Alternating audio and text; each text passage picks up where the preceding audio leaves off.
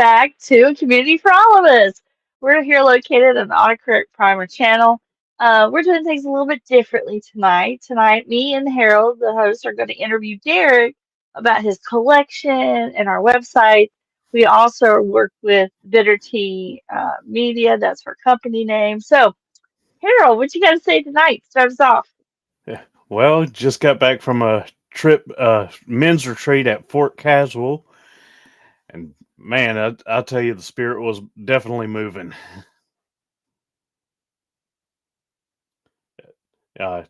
For some of you who would like to, know a little more, I mean, I did make a video of it uh, on my channel, youtube.com/user/vampire cowboy one. No hashtags, hyphens, underscores, anything like that. Just straight out. But and also one as in the number one, the not the word, but Oh, very good, very good. So, Harold, are you ready to interview Derek? about as ready as I'll ever be. All right, Derek, come on out. But before you start, aren't you going to show off anything that you got? Oh, Did you well, I forget didn't. about that, Nikki? Uh, Can you hear me, Nikki? I can't yet, Okay. but I can hear Harold. But it actually took like a minute to hear Harold. So I just sat here and nodded until his screen come up and I could hear. All right. So I was saying, did you forget about showing off stuff that you got? So those of you who don't know what's going on, as tonight I'm trying to teach Harold and Nikki how to do reviews and how to run the thing. Just in case health wise I can't do it, they'll be able to do it. So appreciate everybody having patience with us. So I'm trying to let them be in control of tonight. So I think Nikki, do you have your card of how you was going to do the show, or you can't hear me? Go ahead, take it can you? over. Um, I'm actually listening to Derek from the other room, which is why I know where my cues are at Oh, the moment. His screen is still. I don't know why my computer's like that, but it is. So I'm kind of listening from the other room. These are we actually got these a while back, but we're gonna try to put them together in the next week. They're also from Bandai, which we didn't realize. Um, they're you put them together. So this is Pikachu, and this is the rabbit Score Bunny. That's his name. And Score Bunny was in a new, I don't want to say new, but in the last year, uh, Pokemon related stuff, and they are put together like the Gundams are, because it's also created by Bandai. Think this one's open. Let me show you. Yeah, so inside you can kind of see the body of Pikachu, and then he's all in the right colors. You don't have to paint him or anything, but you do have to snip them, and then I think they just kind of peg together. We probably will be adding a little bit of glue to make sure they don't fall apart, but and everybody's the same way, but she's still put together. So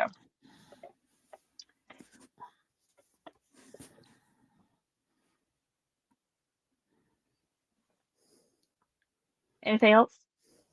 Well, you're in control. I'm letting you ask me. I wanted to be honest. I wanted to make sure I could hear you now, and I can hear Oh, you now. okay, you can. Yeah, I can now. So, Harold, did you have anything you wanted to show off? Did If you you? didn't, Derek has plenty. oh, I didn't have anything to show off this time. That's okay. Sometimes we just pull from stuff like that. We've had that for a little bit longer, but we hadn't shown that off. So I went ahead and just grabbed that one. Um, Mhm. so Derek, is there anything new? Let's go ahead and start off with showing off what you have today, and then we'll get into interview questions. Well, Nikki surprised me with a whole bunch of stuff lately. Those of you don't know is I actually had a procedure. It was About a week and a about half ago, I think. Hmm. about a week and a half ago. It's not being able to do anything is kind of me where time is kind of like dry because I do take my medicine, I do sleep, but I had nerve blocks and a procedure done to my right knee leg, and I am not. It was supposed to take away the pain. It has helped with that, but it has not helped with me having any balance. So with that, that's kind of limited me on what I've been able to do. So I've been kind of stir crazy. So Nikki actually and I do Warhammer. And one of the things that I was working on, I wasn't happy with one group, but Nikki actually liked them. But this is one of the miniatures. I know I've talked about it, so I'll make my screen bigger. So I'll cut my light off for a second so you can see it a little bit better. But this is one of the Warhammer pieces. This is a chaplain. You put all these pieces together. It is a gray plastic, and then you prime it, and then you have to hand paint. And so this is one of the ones that I hand painted. Now everything you see on the bottom down here, it's on the base, is what I added. I added rock, and then I added some grass to give some texture at his feet. You don't have to. It's just something that I wanted to do when I worked on that. The other thing is that one thing that I like to do is I like to jump into something. And Gundam is another thing I'm looking into. A challenge that I have on the channel is that if you have, a lot of Transformer fans are not happy with a lot of things that Hasbro's been doing. And if you can't afford third party, I was like challenging people to say, hey, try something new in your hobby. And so Gundam is something that I have decided to try. And I got this book here from a used bookstore, hardback, Gundam the original, and got it for $5. So that was actually a really cool find. Another thing I did is we ended up getting this Gundam box here, and I think I got it upside down. No, and so I actually got it. I put it Yeah, together. he's upside down. Was it upside down? Oh, it was upside down. So I got this one in, and this is actually one of the guys that was from the Amazon. He's actually from all Gundam. It's just how they use them is different. And I like this mech suit, so I ended up getting him. I haven't put his stickers on, but I ended up getting this guy here. And one thing I did with him is that certain pieces that I knew that wasn't going to mess up his ability to have articulation. I went ahead and glued them together. I don't know if other people do that, but I used my Warhammer glue so that I could have the pieces stay. But the plastic is amazing. The articulation on these things is just crazy, fun. If you're a Transformer fan and you want to get into a giant robots, these things are great to put together. Um, they are kind of a little time consuming if you're not used to doing models, because you do have to put them together. Like Nikki showed you the stuff that we have from Pokemon, and this is from Bandai. And a thing that Nikki actually told me and had learned is that this is in Japan, 90% of plastic model robots are sold from the Gundam franchise, which I can understand why, because when you really get into it and you're playing around with them, you're putting them together, they're absolutely a lot of fun. Um, Two other things I'm going to show real quick is Nikki also got, I'm not going to show up both of them because of time, but she got two of these little guys that she's asked me to put together, and she's going to do the stickers. And this is like a smaller, like Gundam, if you will. But the thing that I am more surprised by is Nikki got me the exclusive G.I. Joe Daytona, and I was very surprised that she was able to. She contacted and had talked to the seller for her. They worked out to make sure that I would be able to have it today, and it came in, and I can't believe it. I finally have her in my collection. Um, but yeah, that is that is the box of goodies that Nikki has gotten me since we have been home. So yeah, for me to get, I guess, to get better. So thank you, baby girl. I appreciate it. You're welcome. Harold, you got something you want to show us? Nope. I forgot that I did get these when I was on my little trip. The Titus 10. It's a little book. It says Foundations for Godly Manhood, Oh, and Oh, cool. nice. then ended up getting a notebook along with it to take notes with, and I took a few notes when we were doing the conference seminar sessions and stuff. But yeah, Very cool. I forgot that I did get those. Oh, that's That's really cool. nice. Thank you. That's a nice notebook too. Yes, I ma'am. like that. Thank you. So, All right.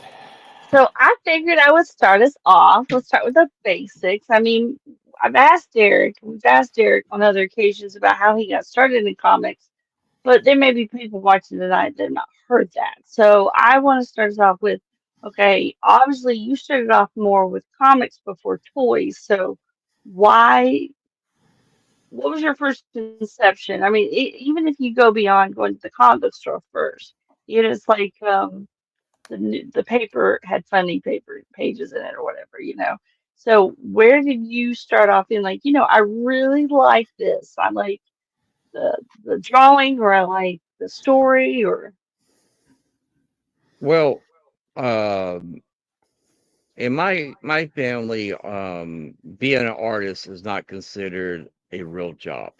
So, my mom was not for me doing anything in art.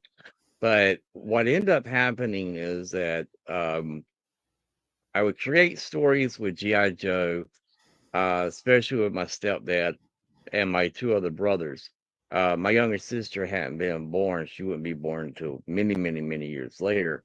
But from there, I would create my own stories with those characters. And um, when I got older, I played football. I was on the midget league, and my football coach recognized that I could read the play on the field, but I couldn't read the playbook that we all got.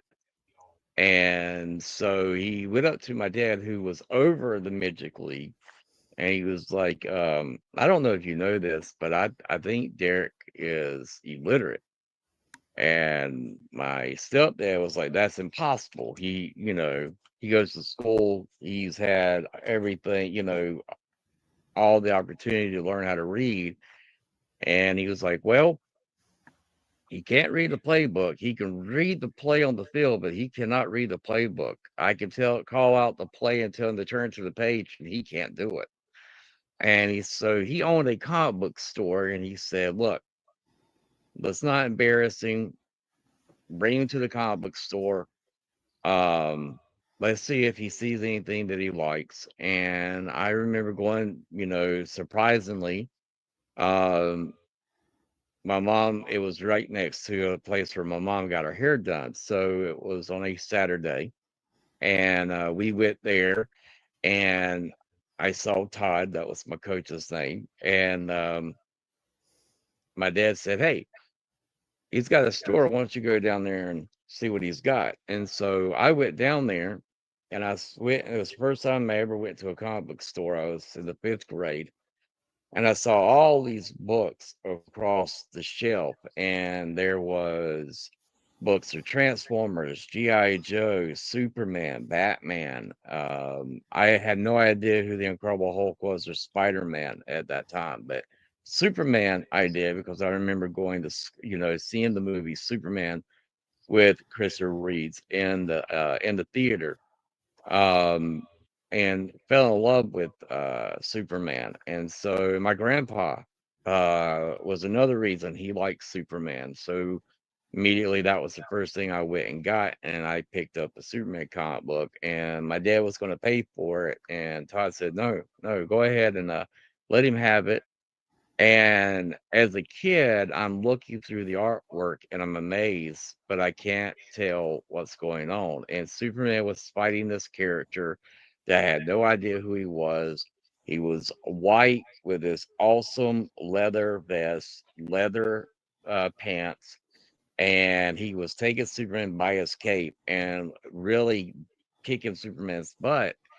And I was so ashamed that I couldn't read the book that I took it to the school, and a friend of mine, Lloyd, and Darren actually helped me learn how to read the word bubbles, and then that's when I found out a character named Lobo could actually beat Superman, and immediately Lobo and was my now second favorite character as a kid. And so, going to school doesn't mean your kid is going to know how to read. And so I never had an English class till I was in the ninth grade of high school.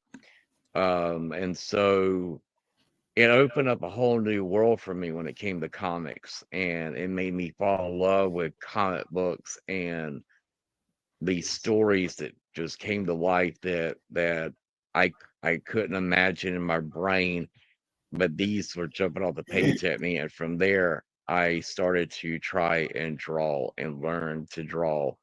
And that's what really took me down the path that I ended up with. So, yeah, Well, thank God you had a teacher that was paying attention to football and do it coach. discreetly. You know what I'm saying? A football coach. Yeah. I mean, he was a teacher too. I mean, that's the reason he was Mm. there. Because I think there are some awful teachers out there. You know what I'm saying? But thank God, most of us have encountered at least one decent one that has helped us along. So Harold, did you have a question that you'd like to ask Derek? Um, well, what so other than Lobo, who would you say would your favorite Superman villain be? It's funny. The only reason why I actually read Superman and kept reading Superman was because of Lex Luthor. Oh, okay. I absolutely, cause what people don't realize is that you take Lex Luthor and you take Tony Stark and you put them side by side, they're the same character. Pretty much, Except, yeah. you know, and I never viewed Lex as a absolute bad guy villain.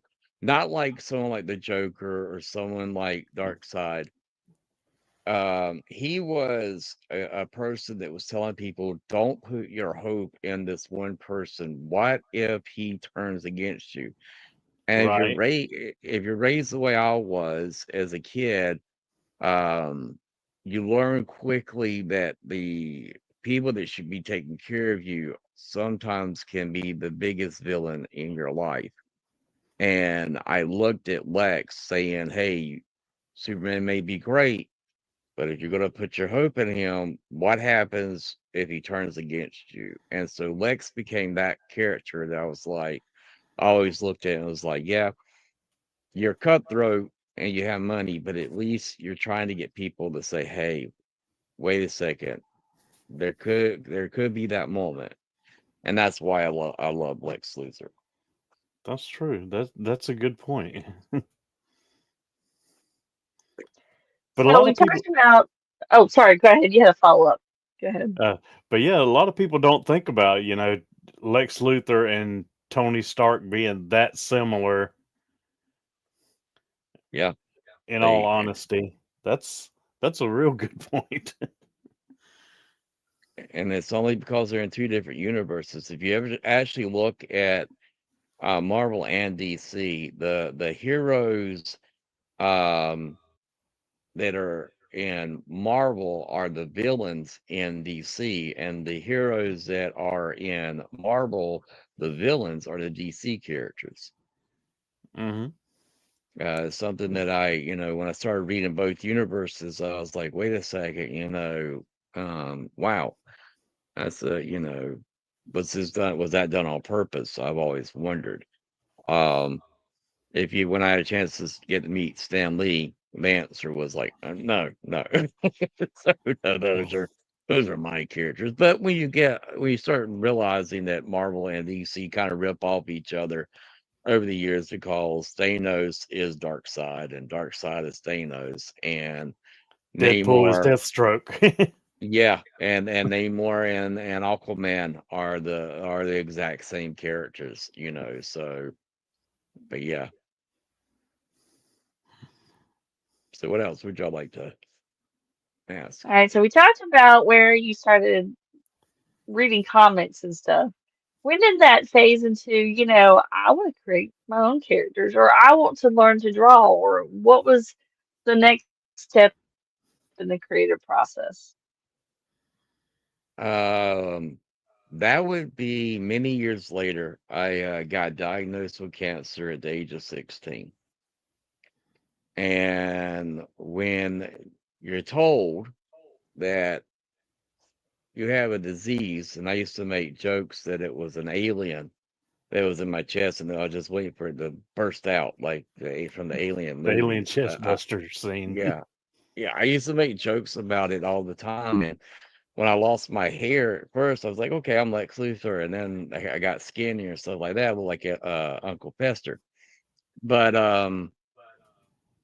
I was sitting and I was reading the comic books, and I was looking at, you know,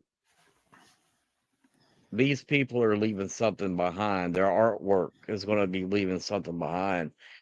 And so at that moment there, that's when I started to try and teach myself how to draw, because if anything that I wanted that was going to be left, after I was gone, I wanted it to be my artwork. I wanted to be a character, which I came up with a character called Rome.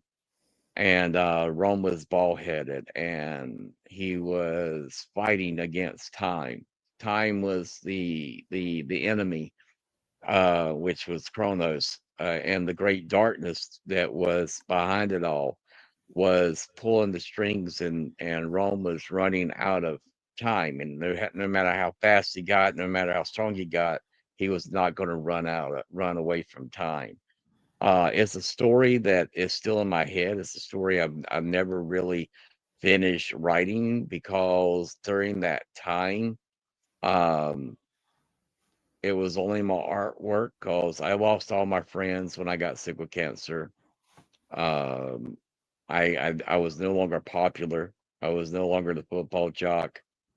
Everything in my life was now turned upside down, and creating those stories during that time, and it's probably why I'm not being able to go back to it and finish those stories, or refresh those stories, is because um, I looked at my artwork and said,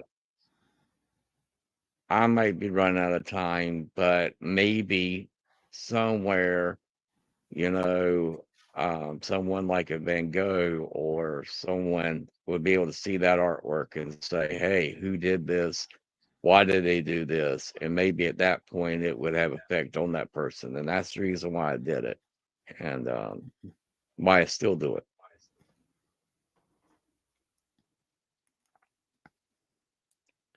Harold, do you have another question you'd like to ask? Um. Well. So you talked about do a lot of Transformer stuff. What got you into Transformers originally? Um, Honestly, the cartoon. I mean, Cartoon. Saturday morning cartoons, and there's a sweet period that was in the house, is that as long as my mom wasn't bothered and didn't get woke up, me and my brothers could go, as long as they had a TV way down, we could go and sit there and watch the cartoons. And There you had GI Joe, Thundercats, Silverhawks, Transformers, um, and you had and go then later on the real Ghostbusters, and I love Scooby Doo, and we could talk. We'll talk more about the reason for that on our other show, which will be dealing with Halloween. But um, with that, Transformers and GI Joe was unlike anything I'd ever seen. You know, you had Fred Flintstone and you had the Jetsons. And I Mhm. love Thundar the Barbarian. I still love Thundar the Barbarian. Um, but when G.I. Joe and Transformers came on, I was captivated. Like that was the thing I was willing to to do any extra chores that my brothers would just let me have that time to watch GI Joe and Transformers. And then my younger brother became where he liked Transformers and GI Joe, so I didn't have to do anything. But my older brother, I had to do a lot of chores just to be able to get that extra 30 minutes to watch that. And that was from there, that's what got me into we would get we didn't have a lot of money, so I didn't ever get the bigger Transformers. I always was able to get the little bots, and GI Joe was a lot cheaper, so I had a lot more GI Joes than I did Transformers. But I was willing to go on the bus, and after every Christmas, I was willing to do some trades with the people on the bus so that I could get some of those pieces of Transformers that I couldn't get from Santa Claus, but I would get from them. And and they taught me how to be an entrepreneur, how to do the will and deal, make stretch my dollar, and stuff like that. So that was really how I got into it, and I was surprised that my mom actually kept a lot of the toys we had when she was packing up the house and going through the attic. She told my brother, said, "Hey, I've got these toys," and they're like, "Oh, don't give it to us, give it to Derek. He's the geek. He's going to love it and take it." And I have all those still today, and I'm still repairing some of them and fixing them. So yeah, and then from there, is how I ended up doing reviews. And Nikki was like, "Hey, I used to buy toys and never take them out of the box. I was one of those people." So we had boxes upon boxes that were stacked, and we would change them throughout the house. And then Nikki got me my very first Lego set. And after I did my very first Lego set, because I have nerve damage and my hands, and I was having to relearn how to work with small parts, and I was having to learn how to draw again, which I'll show y'all my website, the comics that me and Nikki do. But I had to relearn how to draw, and so she got me a Lego set, and I put it together. Then after that, I had to take out all my toys because I wanted to transform the Transformers, and from that's how I ended up becoming Autocrat Primer. It's because Nikki was like, "Hallelujah, I get to play with open toys." Nikki would go to cons just to get toys that were not in the box so that she would be able to have them and Yes, would be I able to would. use them. Yeah, so she would be able to have them and be like, "Hey, a loose figure. They have a box, Eric. They have a box. It's loose." I bought So all kinds of fun figures during that time too. I bought like a yeah, Swamp Things that would glow in the dark, and I found Sting like from Dune, and I found like yep, a David Hasselhoff figure. I mean, I really found some really unique, like it's the piles they had at the comic book conventions and stuff, and you just crawl through it looking for stuff. That's where I found those. yep. She sure did. So this person named Nikki, who was that person? That would be And you. how did you meet this co-creator? Oh, that's funny. I was sick with cancer, and there was a thing called Camp Care, and is where cancer patients or uh, people like Nikki, who had had cancer when she was younger, she was now a camp counselor. and you would bring kids to the retreat, kind of like what you had this past weekend, Harold. And Mm. you would go to this retreat, and it would be able to let you get to meet and see other kids that were going through cancer or who had already gone through cancer and survived. And And the staff was full of doctors and nurses too, actually, yes, and Dr. Galendi, just in which was also case. Nikki's doctor. And when she was 4 years old with Wilms tumor, I had a cancer called primitive ectodermal tumor, which for short is PMAT, which again, you're looking at the only survivor. Now, at that time, there's now starting to be more survivors from the cancer I had. Um, but when I was going to go to Camp Care, but they wanted, I had to have someone go with me. And the reason why is that they told my parents to Derek's not going to be alive. Um, Let him have one last little hurrah. And so my younger brother, whoa, he he agreed to go because if I did pass away, he would be able to identify me. Sorry, guys. Whoa, It's It's okay. okay. I didn't know it was going to affect you as bad. Mr. Yeah. Um, s- as a kid in the house I lived in, there wasn't a lot of good memories. So this one was. With that, I met Nikki, and we had we established a friendship. Um, I shared a lot of ghost stories at the camp whenever I was there because the house we lived in, um, there was And I something believed every definitely single there. one of them. And so from there, uh, we met, we were friends, and then Nikki, whenever Nikki's older than me, only school wise, uh, she's was 1 year older than I was. So when she was going to her prom, her senior prom, she asked me to go, and at that time I couldn't see really well, but I also had to have a job. That's just how my mom was.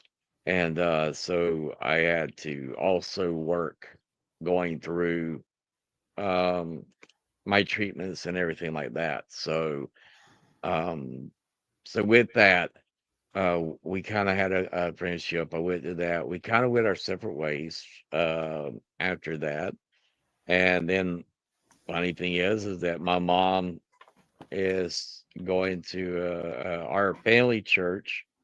Um, and my mom was always very good at remembering people, and she remembered Nikki's mom. And then they set us up on a date, and after that, we dated for what 2.5 months, almost maybe 3 months. Nikki asked me to marry her, and 25, now going on 26 years later, we have been together. And Nikki really believed in my artwork, and I'll pull it up. I don't think it's the greatest, but I figured I would show it. Um, I think he's gotten better every year. and He so used to have some really rough looking women when he first started I did. drawing. That's a butch women. You talk Oh about some. gosh, they look like men. They They had some did. trannies. We had some But trannies. I helped him out. She did. She did. And I was honest with him. I remember when he first wanted me to help him with his artwork, and I was like, I will be honest with you, and I am going to tell you the truth. Are you ready for that? Can you do that? Because I will tell you. I will tell you what they look like, and She I will did. tell you how to fix it. Yep. I remember Nikki So I said. had established that because I didn't want him to get his feelings hurt. Nikki wanted. She says that the one thing that you're going to want to use, and it's going to become your friend. And I had done this artwork, and she took an eraser and she erased the whole thing, the whole Oh entire man. thing. And she's like, "All right, now do it again." And you know, that may sound harsh or whatever, but it was the thing I needed because I never thought my artwork was good. But I watched cartoons and I watched manga or anime, I should say. And I would actually, with the VHS, stop it so I could learn to do the motions, and that's how I learned how to make motion with my artwork and foreshadowing. Um, but no one, my parents or nobody would invest in artwork, and Nikki is the reason why our first book was my first book, I should say, was published, and a small story in that original ash can that got published does have a small story of Rome in it that I put in there. It's the only in print story of Rome that exists. And I remember when Nikki came and she says, "I want you to open this up. This is for you." And I opened it up, and I was like, it was my book, and it was published by a company called Lulu Publishing. And I was like, "What?" And very much in shock. And she's like, "I told you your stuff was good enough. Now I want you to believe in yourself." And that's what it is to have a great partner, is they not only know how to motivate you, but they know how to push you. And when I had my mini stroke, I couldn't draw anymore. And I had gotten my arm injured also, and I could not draw at all. So I had to reteach myself, and Nikki retaught me um, how to draw. But everything I draw is from my imagination. Every character I've created, I don't look at reference materials. I didn't know that was how you were supposed to do some of your artwork, is by reference materials. No, it's not unless you need it. And and I Everybody has their own style and everybody has their own way of drawing. Yeah, and then that's what Nikki taught me, is like you see my pencil works here that Nikki put up. I need to ink, gotta get back into inking and inking darker. But it's just stuff that comes in my mind when I'm sitting there thinking. This is actually based off of one of our cats. Um, this is um, definitely Revan, who does not care if you steal something off your plate and you fuss at him. He's like, "I don't care. It was good." A Bigfoot story that I'm working on right now, that is a book that will be out. It's just with health issues, we haven't been able to get it finished, but Nikki's actually on the last leg of it. Hmm. Um, this is another two of our cats, Cringer and Chomper. Those two boys are like always get into mischief, and so I have it. So who's going to take the blame for trashing the house?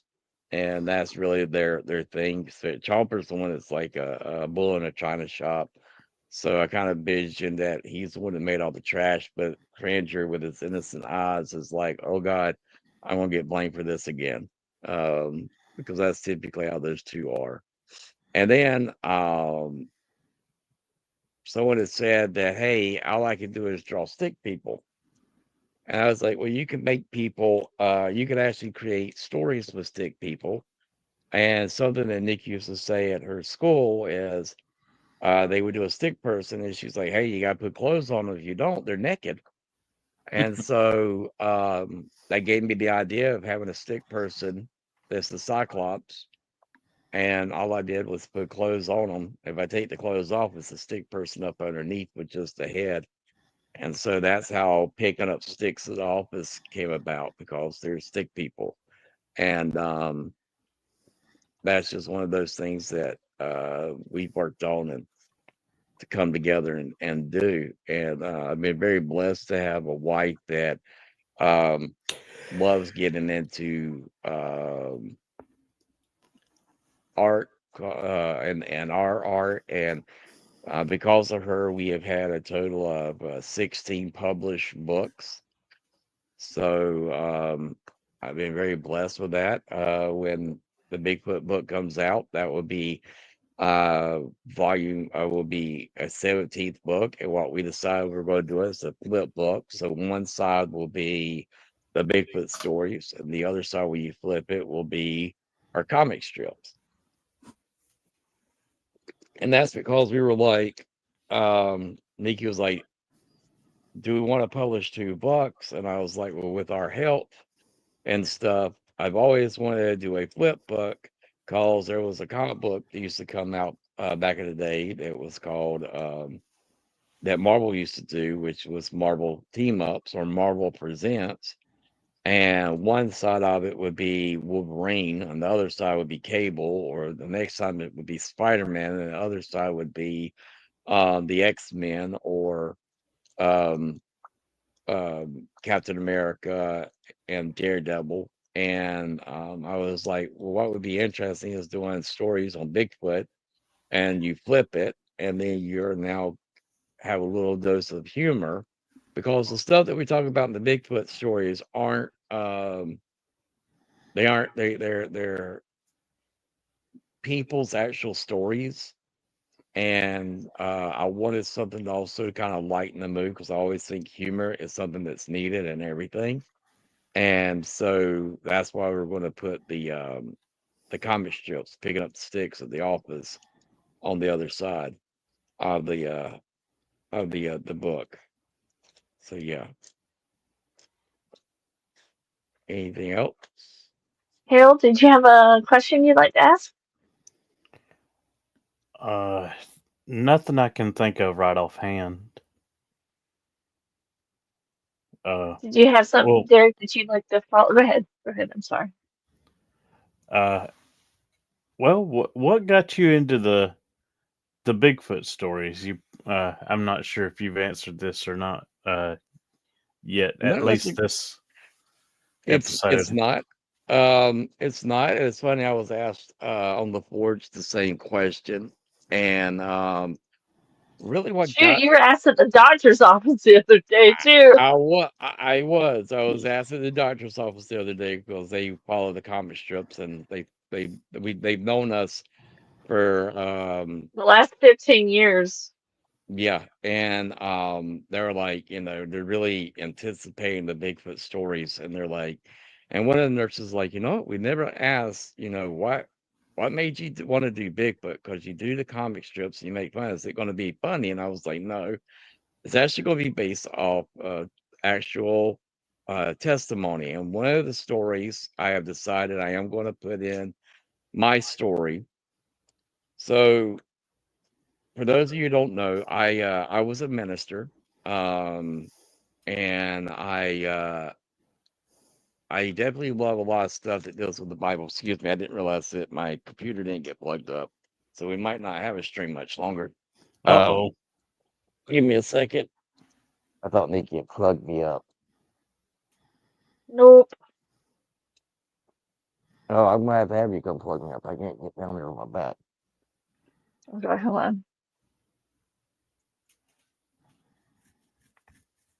Oh, I got it. I got it.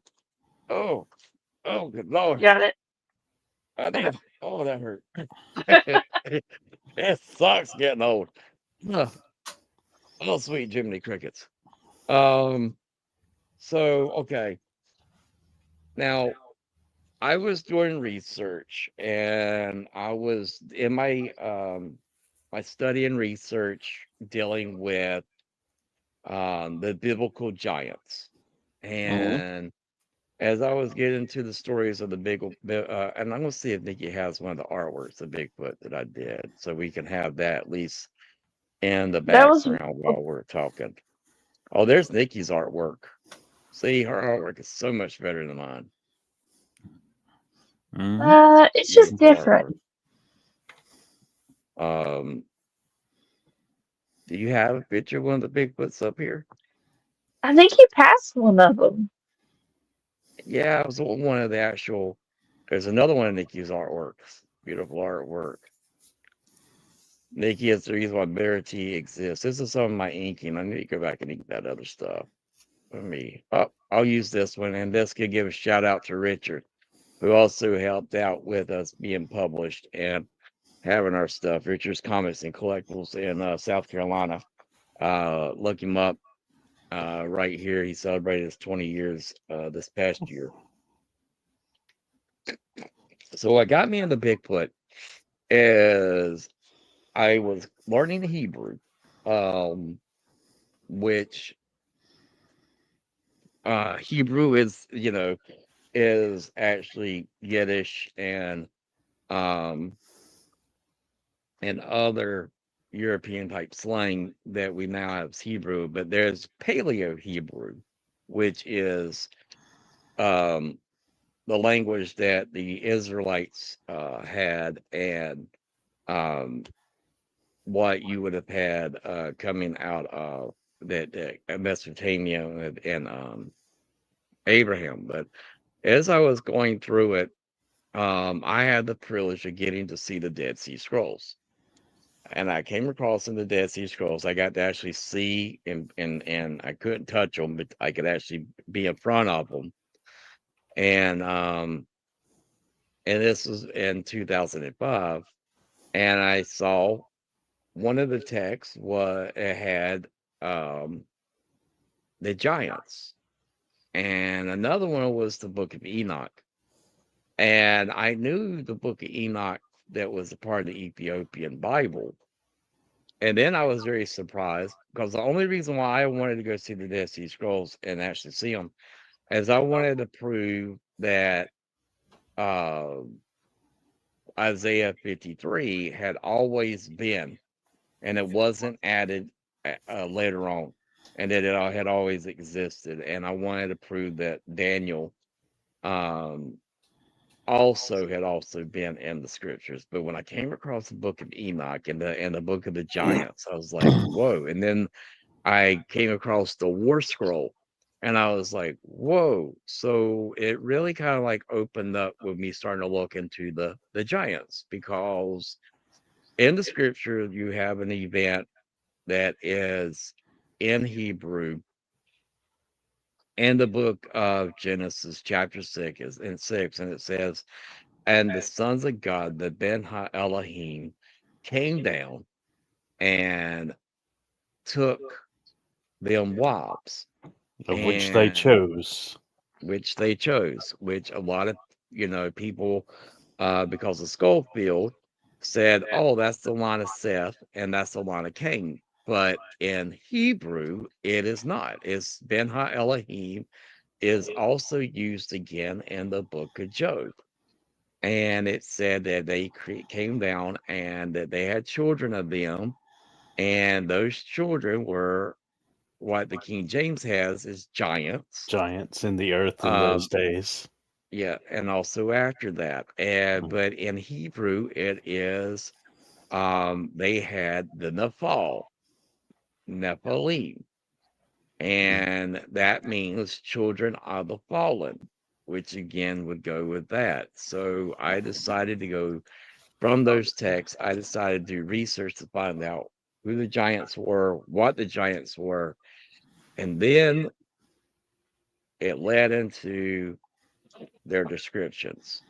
Now, I'm part Native American, and we have our own oral traditions of the hairy man. And Mhm. the settlers that came here would tell the people, don't go into the woods because that's where the devil is. And we would think, oh, they're being superstitious, they're being scared, they're scared of a fictitious devil or whatever. It's their imagination, but their depiction that you have that's being that the earlier settlers in America are describing is this giant hairy man creature that when it yells, it literally makes you vibrate and reverberate, and you lose all functions of yourself. And they were calling it the devil because, I mean, technically, I mean, if you think about it, and if it is the children of the fall, it is a devil. So when I started going and I was doing Hebrew, I came across um, Joshua. And when Joshua goes in, and you have in Numbers chapter 13:33 where they describe the giants, but yet they also describe the cluster of grapes and everything else. And then I start to realize, well, the Native Americans in America have these same stories, and both of them talk about being the size of grasshoppers.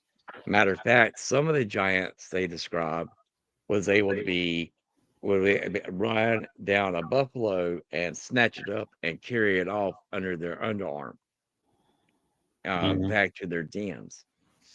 So as I was doing this research, I started realizing all of them are hairy.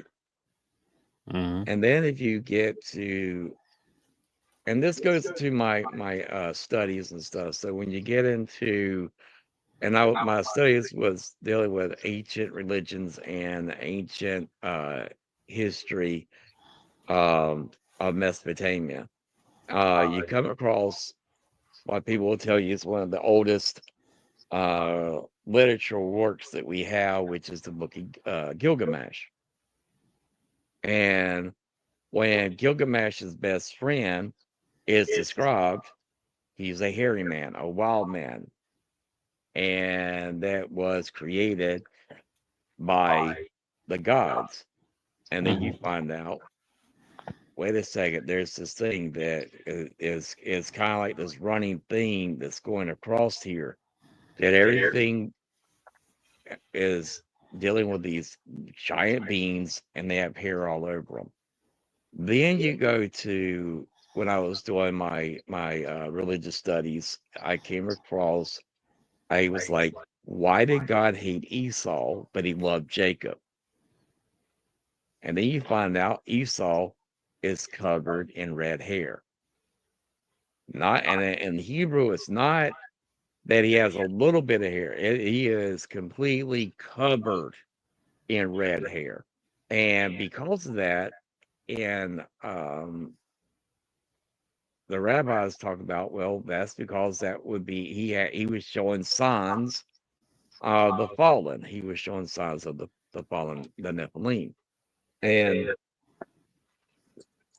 with that, you go and you see Noah, which goes further back, and you're like, I was like, okay, we're told that the reason why Noah was on the ark was because he was a righteous man. But that's not what it says in Hebrew. It says that he was and the word it uses is that it says it's the same thing that they would use for the sacrificial lamb or the sacrificial cow, was he had no blemish, which means he was genetically pure. And that that in the Sadducees or the rabbis teach that he was genetically pure, and he was the last genetically pure human. And it wasn't because sin was in the world, because the God was going to destroy the world. He would destroy the world when Adam and Eve sinned, because that meant that sin entered the world 100% at that moment. No sin was in the world. Now there was sin. If God was destroying the world because of sin, he should have destroyed it with Adam and Eve. You find out that it's because there's a genetic impurity. So when I started putting these things together, I was like, you know what? I remember going to Nikki and I said, Nikki, I said, I'm doing this stuff. I said, a lot of this sounds like what we would call Bigfoot. All the depictions is describing this hairy man, this hairy beings, and that they're stronger than anything. They can move in ways that seem supernatural. And I was like, could they be the same thing? And like, if you get to know Nikki, her answers is going to be, you know what, could be that could be, and so the more I started looking into it, I was like, okay, um,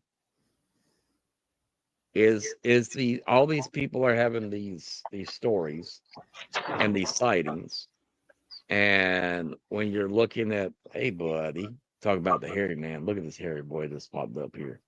This is Revan. He is the one that will steal your steak and not even apologize, will you? No, he Not will at all. not. So He'll when be like, "Are you eating that?"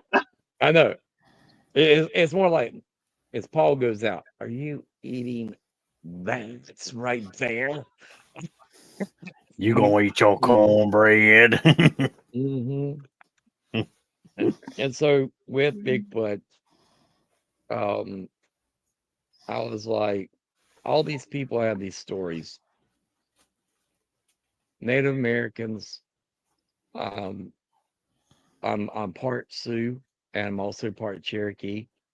Both have their stories. Um, when you start to see the depiction of how was Goliath described, um, and the king of Og, and you start to realize they had 6 toes and 6 fingers, double row of teeth. They were hairy all over. They were tall in stature. I was like, if there's really something there, there's got to be evidence. Now you got to understand, this was not something that I looked in 2015 and said, okay, I'm going to do this. No, this is something I started in 2005, and it's not till 2025 that I'm actually putting together this book that we're doing. And the reason why is I actually went to a place that had been, hey buddy, um, this I had an experience that I can't really I couldn't wrap my head around. Um, there had been things that I was coming across, and I was told that in this area, um, that there's been possible sightings of something. The locals don't talk about it if you're an outsider. So we kind of got ourselves immersed in the area. People open up to you. But I was at a campfire, and it was late at night, and it was cold, and I'm sitting there and I'm doing the research. I'm now out in the field. Um and I don't at this time I don't know if it's because I have been hearing the stories or looking at stories and everything, but an area that was a little bit distant, I see something and I see it move. And I'm like, what was that? And at first I said, oh, it's a tree. It's huge. But I saw it go. And I was like, the wind's not blowing. And I just had the campfire, and it's just, you got shadows, the shadows will play.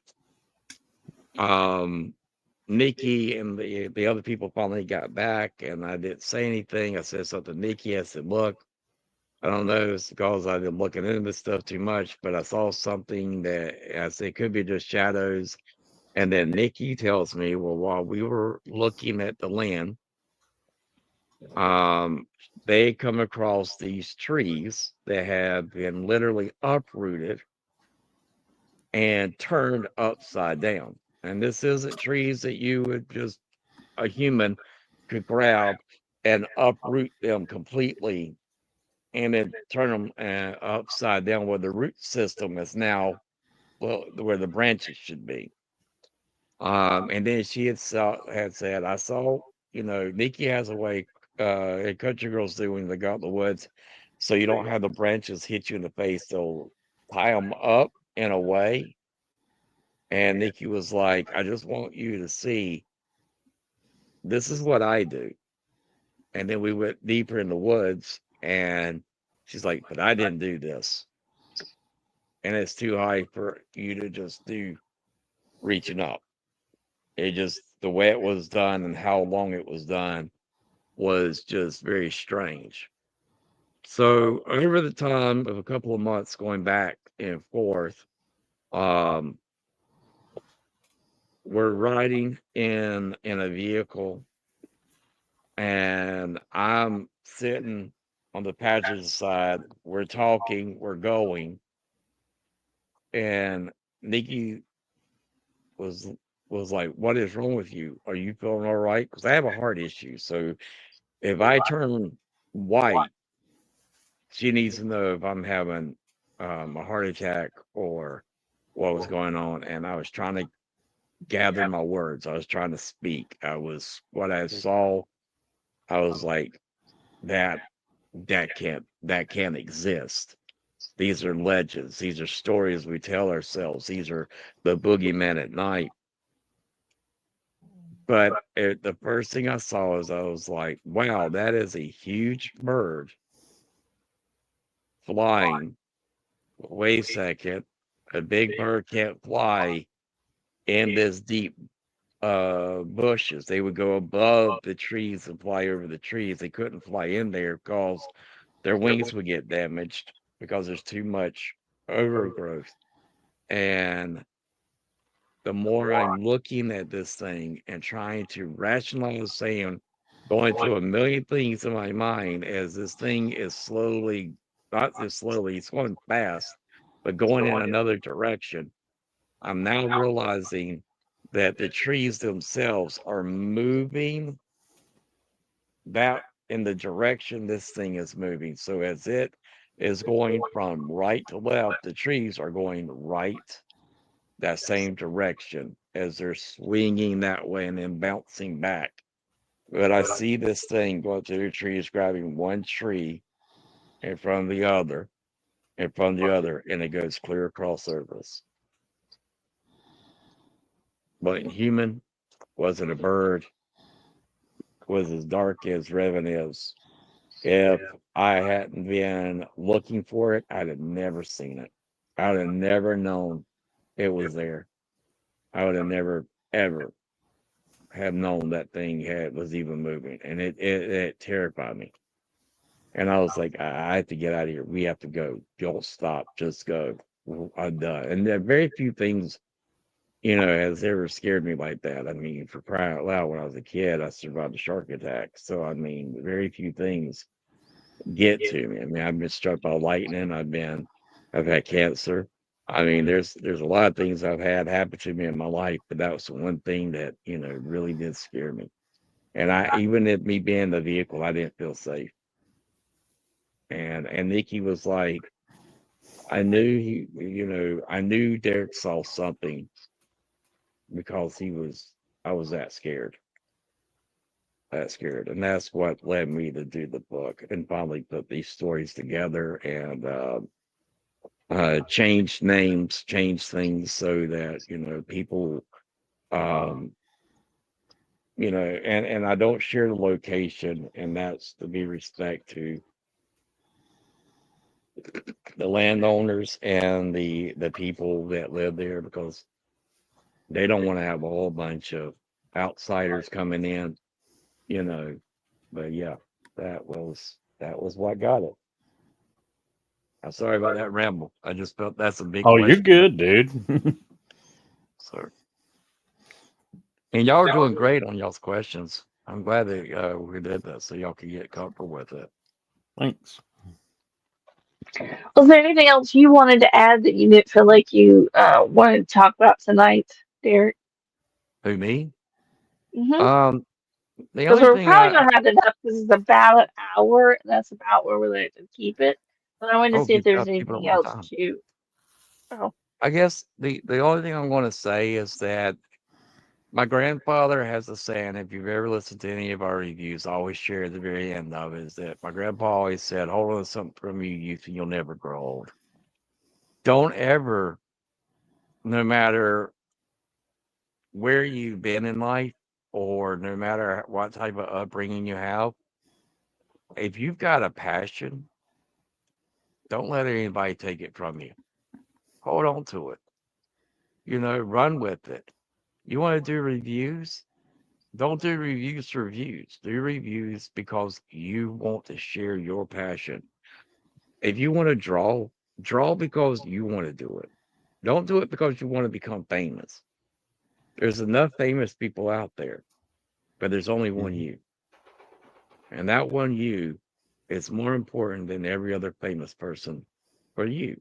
And that's something that I think that we all should kind of take a little bit is to say, hey, you know, I want to be this, or I want to do this, or I want to have this. Life is short. Find what you love. Find several things that you love. Enjoy them.